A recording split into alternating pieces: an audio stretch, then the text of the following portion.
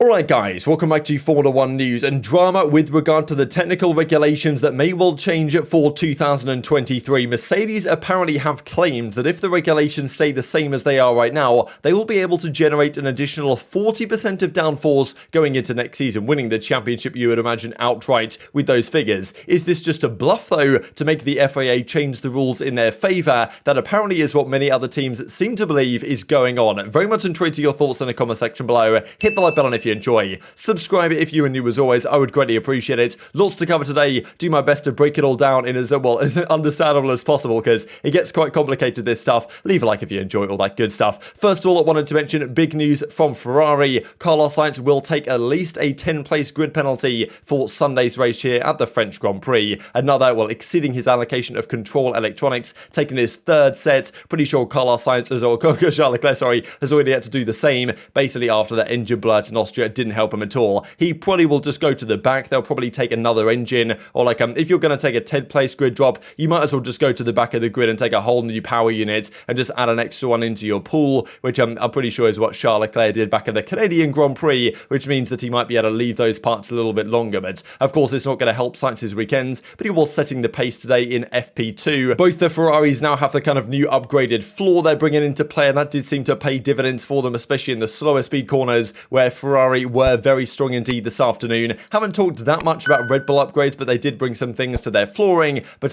maybe as you might expect at this point in the season, only to Verstappen's car for now. Perez was trying some different things, didn't quite have the pace today, at least so far. But of course, that may well change over the weekend because, qualifying pace, race pace is often a rather different beast to what can be seen sometimes in qualifying. There was some duct tape as well going onto Verstappen's car to keep everything together. But, in terms of long run pace, the Red Bull still did look rather competitive. McLaren apparently had the biggest upgrade of the day. Side pods, engine cover, floor, rear wing, rear brake duct as well. Alpha Tauri's upgrade, I think they said, was rather positive actually in terms of the impact they had. They reckon it was a rather major change that Alpha Tauri believers maybe helped them be a little bit more competitive. Alpine were not as close, I think, as they would have expected to be, as were, I'm sure, Mercedes, with a lot of work for them to do and things to, kind of ponder on over this evening. And Hamilton will actually take his third turbo and MGU8. So this is not yet a penalty. You're allowed 3 over the course of the season, but it's only halfway through the year, so I would imagine that there will be engine penalties for Hamilton and Russell potentially as the season progresses, as well as we have now already starting to see with Ferrari. Red Bull probably might be able to escape without any penalties, which might well be a difference maker in terms of the championship battle as this season progresses. So Toto Wolff was getting interviewed after FP1, and there's a lot of talk really about the regulations lately. First of all, he said, yes, we've got some aerodynamic modifications to the floor, didn't necessarily work quite as they would have intended them to in both the session today. But he was also asked, of course, about the technical directive coming in for the Belgian Grand Prix and then the potential regulation changes for next season. So these are two separate topics. We'll start with the technical directive. This is what we've been talking about with regard to the flexible floors that apparently Red Bull and Ferrari have been using,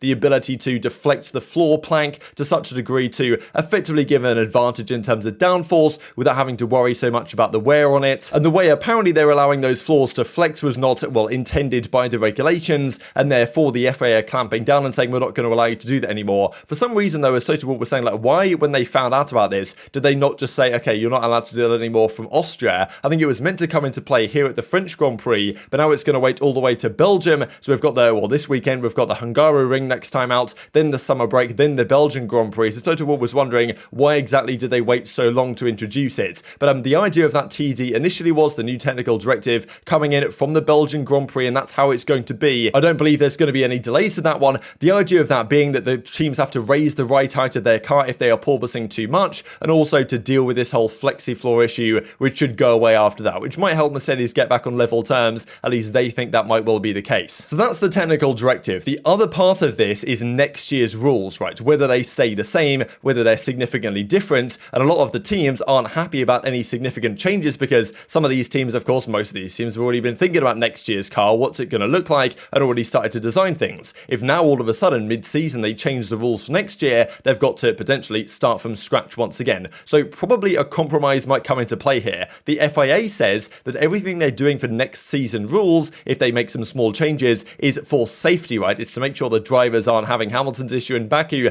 bouncing up and down and destroying their spine. That is the intention of the regulations and any changes they might make here in the TD and also next season. But some teams see it, as Mercedes Mercedes trying their best to get the rules changed in their favor. So as this article describes, the FIA is facing a rebellion, as they describe. I mean, in reality, is it really a rebellion, or is it the fact that at least six teams are disagreeing with their proposal? Like, it's a conversation they're having, I suppose, at the end of the day. But obviously, these teams are having a rebellion, as is described right here, from at least six teams over any floor changes that are set to be introduced for 2023 to help combat porpoising. Many teams are saying, look, the engineers are getting on top of this issue anyway, like, why do we have to change anything? Now, apparently, some team boss said that Mercedes have claimed that they can generate 40% more downforce, which is just such an outrageous, like, additional amount of downforce, if that was even possible. Maybe they found an idea or whatever that they think that they could generate 40% more downforce for next season as opposed to what they're actually currently doing. And if that was the case, you'd imagine that the championship would be,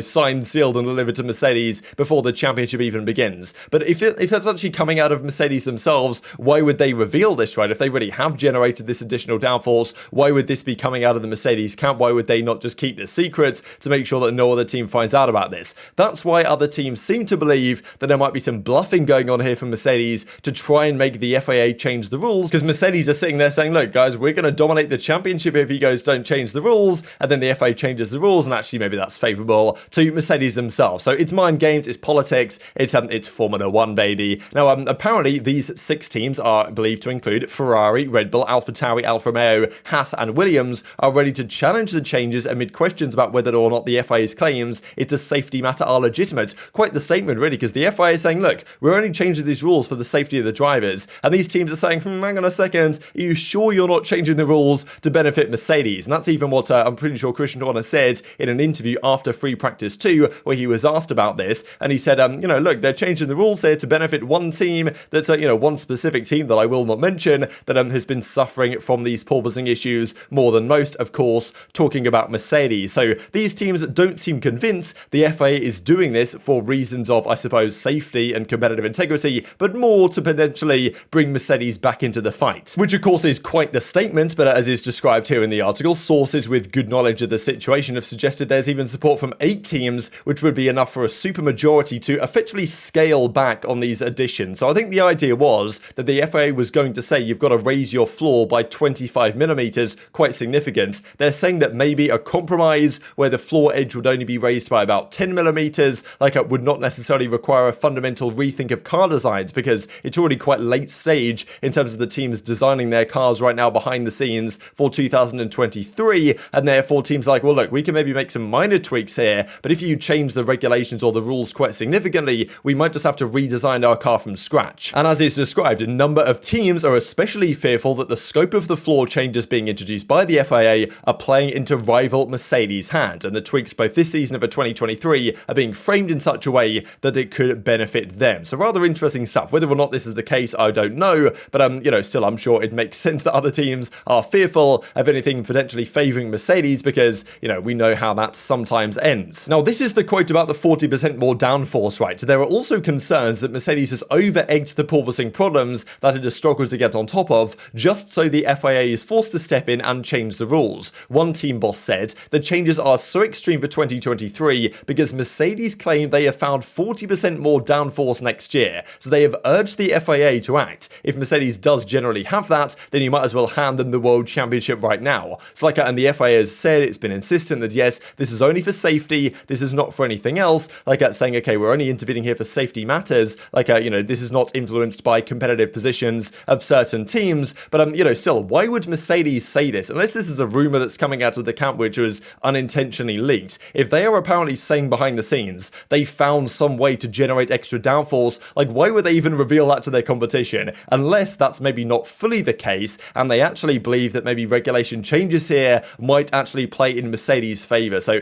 it's a very interesting game of politics and kind of mind games that Mercedes might be playing, but the fact of the matter is that most of these teams, Christian Horner, Red Bull, Ferrari, especially you would imagine, believe that Mercedes are playing the games to force or to try and push the regulations in their favour, not just this season, but for the next season as well. So definitely intrigued to your thoughts on that one in the comment section below. What do you think about this idea that Mercedes will be able to generate 40% more downforce on their car? Do you think that's just complete BS, right? And maybe other teams can have a look at exactly what might be done and try and figure out whether they can do the same thing as well. But potentially these regulation changes, who knows who they're going to favour, but Mercedes are probably playing this one smartly, given their current position in the championship. McLaren, though, seemingly agree with the Mercedes point of view. Maybe they feel like their car is similar in certain ways, that they might be able to benefit from this as well. Andreas Seidel saying that the FIA must go ahead. He says they shouldn't give way to the pressure from Red Bull, Ferrari and the like. The FIA made it clear that it's based on safety. That's why I think it's very important now to follow through. So he's taking the FIA's word that this is just a safety change, and therefore saying, yeah, we should go ahead and do it as they intend it to be, rather than making the compromise that other teams want to see. So it's rather interesting stuff here, guys. And even George Russell had this to say, I believe yesterday, saying that the struggles that Mercedes have been through so far will pay dividends going into next year because other teams haven't faced these issues, saying that some of the traps that Mercedes fell into earlier this year, other teams will also fall into as well. So saying that actually in the long run, this early disadvantage Mercedes have suffered might be beneficial for them as other teams that fall into similar traps. But I suppose if the rules change, then there's a whole new set of traps that